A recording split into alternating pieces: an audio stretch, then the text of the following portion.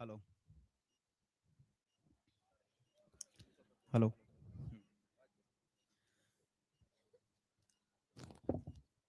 बोलो जय जवान जय जवान जय जवान।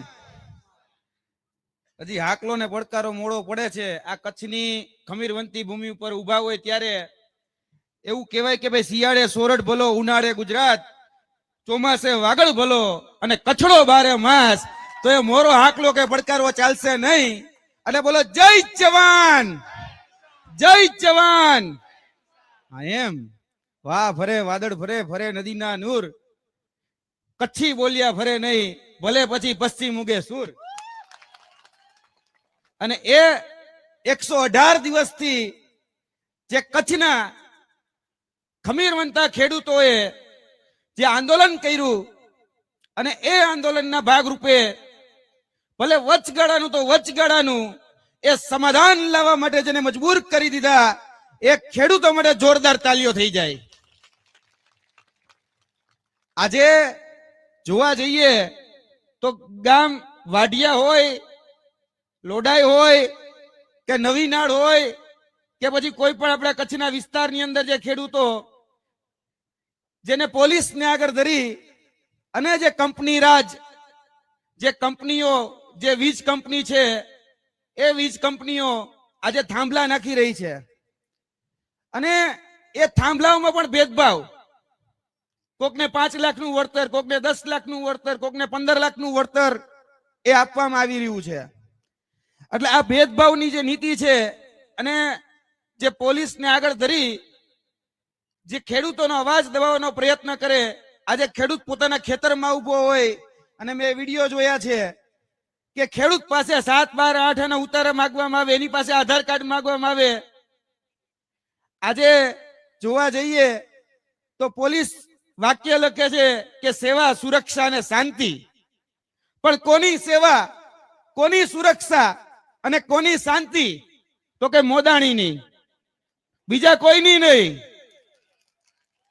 એ મોદાણીનો ગળાનો કહી શકાય કે પોલીસે જે પટ્ટો પહેર્યો છે એ પટ્ટો આજે ખેડૂતોને ક્યાંક ને ક્યાંક અવાજ દબાવવા માટે, ખેડૂતોને હેરાન પરેશાન કરવા માટે અને વગર પરમિશને એ ખેડૂતોની જમીન ઉપર કોઈ સંમતિ લીધા વગર એ જ્યારે એના ખેતરોની અંદર જાય છે અને પોલીસને હાથો બનાવે છે ત્યારે આ પોલીસને પણ કહેવાનું કે મોદાણીનો જે પટ્ટો ગળામાં પહેરી આ ખેડૂતોને જે હેરાન પરેશાન કરવાનું જે કાર્ય તમે કરી રહ્યા છો તો તમારે ખરેખર ખભા ઉપર જે જીપી લખેલું છે એટલે કે ગુજરાત પોલીસ, એની જગ્યાએ મોદાણી લખાઈ નાખો તો વાંધો નથી। કારણ કે તમે સેવા, સુરક્ષા અને શાંતિની વાત એ મોદાણી માટે કરો છો, જ્યારે આ દેશ એ ખેડૂત પ્રધાન દેશ છે, આ દેશ એ ખેતી પ્રધાન દેશ છે। અને જોવા જઈએ તો છેલ્લા 78 વર્ષની અંદર જે રાજનેતાઓ આવ્યા એ રાજનેતાઓએ એ આ ખેતી પ્રધાન દેશને એ ખુરશી પ્રધાન દેશ બનાવી દીધો છે। આ ખેતી પ્રધાન દેશ જેમાં અત્યારે ખેડૂતો પાયમાલ જોવા જઈએ તો આ કચ્છની ભૂમિ ઉપર પણ જે દૂષણો છે એ ડ્રગ્સનું દૂષણ, ડ્રગ્સનું એપી સેન્ટર, ડ્રગ્સનો એન્ટ્રી પોઈન્ટ એ કચ્છથી થાય છે। અને આ જે દૂષણો, આ જે કચ્છ છે એમાં જોવા જઈએ તો દારૂનું દૂષણ પણ હવે ગલીએ ગલીએ જોવા મળે છે। આ પોલીસ સ્ટેશનની પાછળ જ એ દારૂના અડ્ડા ચાલે છે, દેશી દારૂઓની હાટડીઓ ચાલે છે।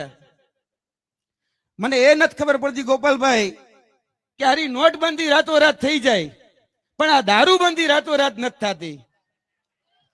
જો નોટબંધી રાતે 8 વાગે એમ કહી દે કે આ નોટ બંધ તો એ રાતોરાત લાગુ પડી જાય, પણ આ ગુજરાતમાં એ દારૂબંધી લાગુ નથી પડતી। અને આજે કચ્છની ધરતી હોય કે ગુજરાતની ગલીઓ ગલીઓ હોય, એક પણ એવી ગલી નથી કે જે દારૂ ન મળતો હોય। અને આ ખેડૂત જ્યારે આજે પોતાના હક, પોતાના અધિકાર કે પોતાના ન્યાયની વાત કરે ત્યારે ત્યારે એને દબાવવામાં આવે. આપણે થોડા સમય પહેલા જ એક નવી નાળનો પ્રશ્ન હતો, જેમાં ખેડૂતોની જે જમીન હતી એ ખેડૂતોની જમીન એ મોદાણીએ હડપી લીધી અને એ ગૌચર જે હિન્દુત્વવાદીની બહુ મોટી મોટી વાત કરે છે, રાષ્ટ્રવાદની બહુ મોટી મોટી વાતો કરે છે, એને અને એ સંસ્થાઓ જેની ભગીની સંસ્થાઓ છે એ લોકોએ આ ગૌચરની જમીન ઝડપી લીધી. અહીંના યુવાનો અહીંના નૌજવાનો લડ્યા ત્યારે ગૌચરમાંથી 400-500 કહી શકાય કે એકર એ પાછું આવ્યું. બાકી તો 6,500 એકર જમીન એ ગૌચરની હડપાઈ ગઈ, એ મોદાણીના ખાતામાં વહી ગઈ. અને અત્યારે એ જ જગ્યા ઉપર કથાઓ ચાલુ છે. કથાથી કોઈ વાંધો નથી, પણ જે ગાયોના માંસનો વેપાર કરતા હોય, એ જે ગૌચર ચરી જતા હોય, એ આખલાઓને કહેવાનું કે આ જમીન, આ ગૌચર એ તમારા બાપુજીનું નથી. આ જમીન, આ ગૌચર, આ ખેતી આ કચ્છના ખેડૂતોની છે.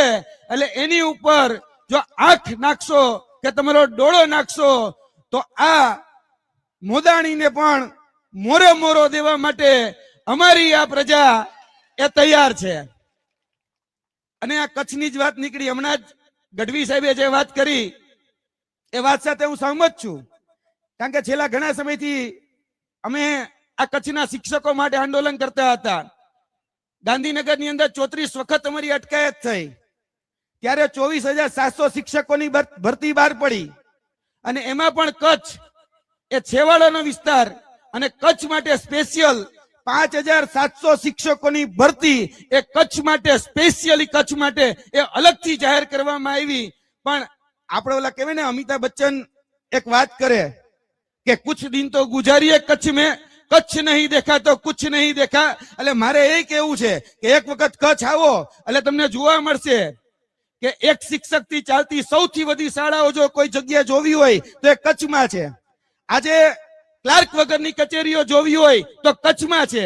આજે તલાટી વગરના ગામ જોવા હોય તો એ કચ્છમાં છે. આજે ડોક્ટર વગરના દવાખાના જો જોવા હોય તો એ કચ્છમાં છે. એટલે કચ્છમાં એક દિવસ આવો એટલે તમને ખબર પડે કે આપણા બાળકોની અહીંયા વ્યવસ્થા, જેને ખરેખર કરવાની આપણે જવાબદારી જેને સોંપી હતી, એ નેતાઓ, એ નેતાઓ, જનપ્રતિનિધિઓ પોતાના શહેજાદાઓને સેટ કરવા માટે આ ખેડૂતોના ભોગે, કે આ જે પ્રજા છે એ પ્રજાઓના ભોગે એ ક્યાંક ને ક્યાંક પોતાના શહેજાદાઓને સેટ કરી રહ્યા છે. એ તમે જાણો છો કોણ છે. એટલે આ બાબત તમને સમજાવવા માટે, આ બાબત તમને કહેવા માટે આજે જે કિસાન મહાપંચાયતનું આયોજન અને અહીંયા ઉપસ્થિત તમામ જે ટીમ જે તમારા પાસે આવી છે, એ તમને એટલું જ કહેવા માટે આવી છે કે હવે સમજી જાઓ. આવનાર દિવસોની અંદર આપણે ખભોથી ખભો મિલાવીને કિસાનોના જે પ્રશ્ન છે, ખેડૂતોના જે પ્રશ્ન છે, એ પ્રશ્નોને હવે આપણે વાચા આપવી પડશે. કારણ કે આપણા જે જનપ્રતિનિધિ છે એ જનપ્રતિનિધિના ખેતરમાં એક ખાંભલો ખોડાણો હોય તો, દાખલો તમારી પાસે હોય તો મને આપો. કોઈ ધારાસભ્યના ખેતરમાં એક ખાંભલો ખોડાણો? એ પોલીસ અહીંયા દમન કરવા ગઈ? એ વીજ કંપનીઓના જે માલિકો છે, એ મોદાણી કંપની જે છે, એ અહીંયા કઈ ગયા બળજબરીથી થાંભલો નાખવા માટે? કેમ? તે ત્યાં નથી જતા, પણ એ ગરીબ ખેડૂતના દીકરા દીકરીઓ હોય કે ગરીબ ખેડૂતો હોય ત્યાં તરત જ પહોંચી જાય. સવારે ખેડૂતનો દીકરો વાવણી કરવા માટે જાય તો સીધા જ પોલીસ સ્ટેશને ગાડી ભરીને લઈ જાય અને સાંજે છોડે. એટલે પરિસ્થિતિ એ દિવસે ને દિવસે એ ખૂબ ખરાબ થઈ રહી છે. અને કચ્છની અંદર જોવા જઈએ તો રોજગારી એ હવે રહી નથી. કારણ કે જે પણ રોજગારી છે એ બધી જ રોજગારી હવે પ્રાઇવેટ થઈ ગઈ છે, ખાનગી થઈ ગઈ છે. કારણ કે આપણે જોઈએ છીએ સરકારી રોજગારીની વાત આવે એમાં કચ્છ સૌથી છેવાડે હોય છે. એટલે કચ્છ ને ખૂબ જરૂર છે એ રોજગારીની, સ્થાનિક રોજગારીની, પણ એ મળતી નથી. આપણે બધાએ આ જે ડ્રગ્સનું એપિસેન્ટર, ડ્રગ્સનું જે એપિસેન્ટર છે એને હવે ક્યાંક ને ક્યાંક નાબૂદ કરવા માટે, આ દૂષણને દૂર કરવા માટે આપણી પાસે અત્યાર સુધી વિકલ્પ નહોતો. કારણ કે છેલ્લા 78 વર્ષથી બે હગ્ગા માસી ભાઈઓ લડતા હતા. હવે આપણી પાસે વિકલ્પ આવી ગયો છે જે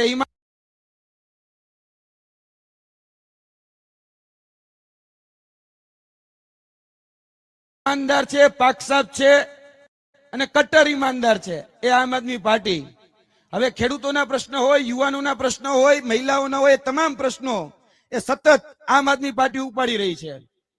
છેલ્લા 10 વર્ષમાં જ, વધારે વાત નથી કરવી, 10 વર્ષમાં જ 13 પુલ તૂટ્યા અને 34 પેપર ફૂટ્યા. કેમ કે આપણે બધાએ વગર વિચારે 162 ને ચૂંટ્યા. એટલે આપણે જે 162 ને ચૂંટ્યા એને કારણે ક્યાંક ને ક્યાંક આપણા બાળકોના નસીબ, આપણા માતા પિતાઓએ જોયેલા સપના એ ક્યાંક ને ક્યાંક તૂટી રહ્યા છે. એટલે વધારે સમય નથી લેવો, પણ આજે ઘણી વખત તમને કહેવામાં આવે છે કે હિન્દુ ખતરામાં છે, મુસ્લિમ ખતરામાં છે, બધી વાતો કરવામાં આવે છે. પણ ખરેખર ખતરામાં આજે ખેતી છે, ખરેખર ખતરામાં આજે ખેડૂત છે, ખરેખર આપણું જે ખેતર છે એ ખતરામાં છે. એને બચાવવા માટેનો સમય છે. એટલે આપણે બધા સાથે રહી, જ્યારે પણ ખેડૂતોની લડાઈ હોય ત્યાં આપણે બધાએ ખભોથી ખભો મિલાવીને જ્યારે પણ જે પણ હાકલ પાડે ત્યાં આપણે જોડાઈ જવાનું છે.